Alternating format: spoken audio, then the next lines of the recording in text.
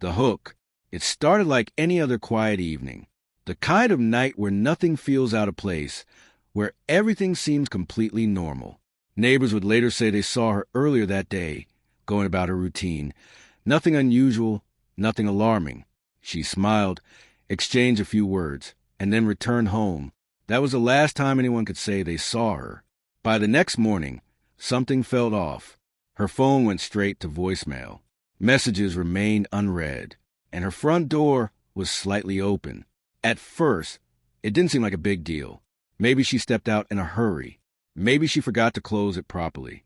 But as the hours passed, that small detail became harder to ignore, because inside the house, everything was still there.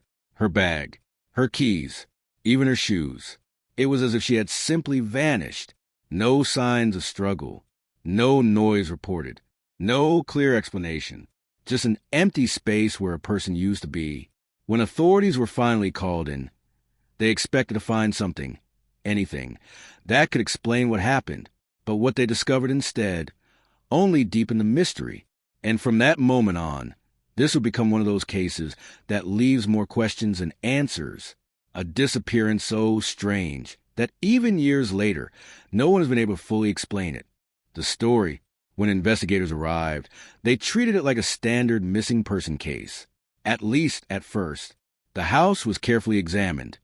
Every room, every surface, every small detail that might have been overlooked. But nothing immediately stood out. There were no signs of forced entry. No broken furniture. No indication that anything had gone wrong. It was too clean, and that's what made it unsettling. Because in most cases, something is always out of place. As they began piecing together her last known movements, a clearer picture started to form. She had returned home that evening, just as expected. Phone records confirmed it.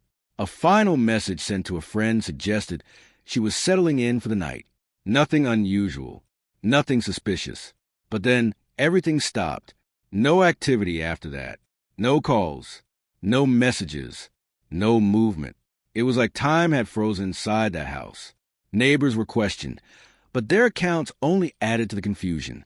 One person mentioned hearing a faint sound late at night, but couldn't describe what it was.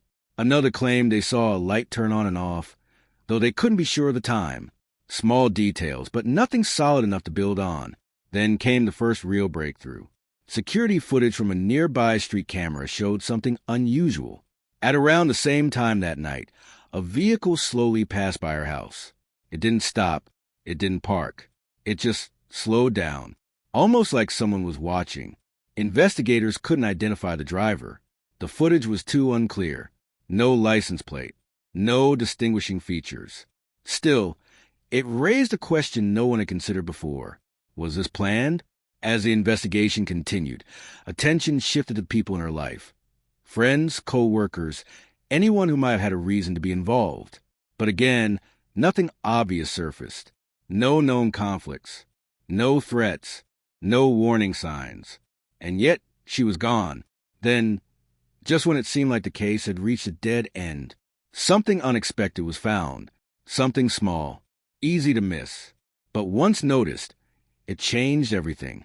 The twist, the discovery didn't look important at first. In fact, it was something that could have easily been ignored. It was found in a place investigators had already checked more than once. Hidden in plain sight, a small object, slightly out of position. At first glance, it meant nothing. But when they took a closer look, they realized it didn't belong there.